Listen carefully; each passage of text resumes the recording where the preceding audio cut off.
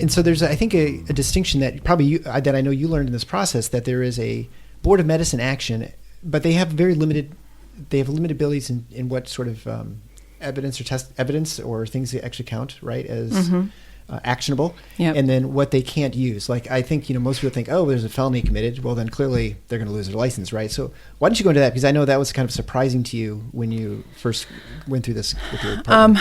So with my partner a few years ago, that the thing that was, I guess, surprising to me, and was surprising, I guess, that I realize this is an issue nationally, is that when a physician, when it comes to like sexually abusing a patient, that doesn't.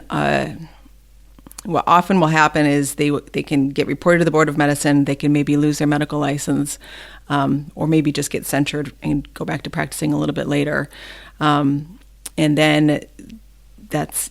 They just stop practicing medicine. They don't go to jail. They don't. Nothing's in like the sex offender registry. Nothing like that, because the Board of Medicine is a very separate entity from law enforcement.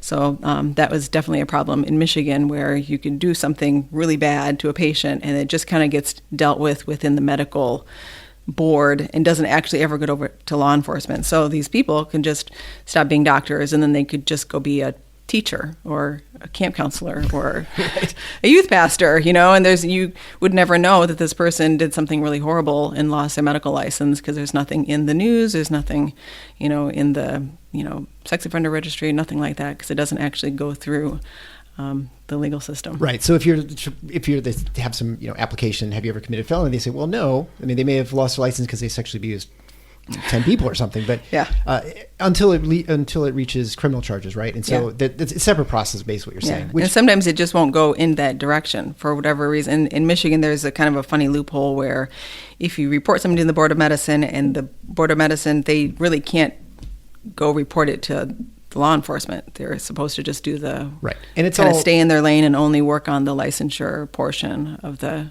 offense. And it's all secretive, right? I mean, in the sense that it's not public as far as what the investigation is going. So there's no reason for law enforcement to know what the Board of Medicine is, and the Board of Medicine they're not allowed to tell law enforcement what they're up to, so to speak, right? It'll sometimes go the other way. Like if you were abused by your doctor and you went straight to the police would then tell the Board of Medicine, and then they would get the board part going. But it doesn't work the other way. If you think, oh, this doctor abused me, I tell the hospital, and then the hospital reports it to the board, no one's going to tell the police. Yeah. So that's where there's a disconnect there.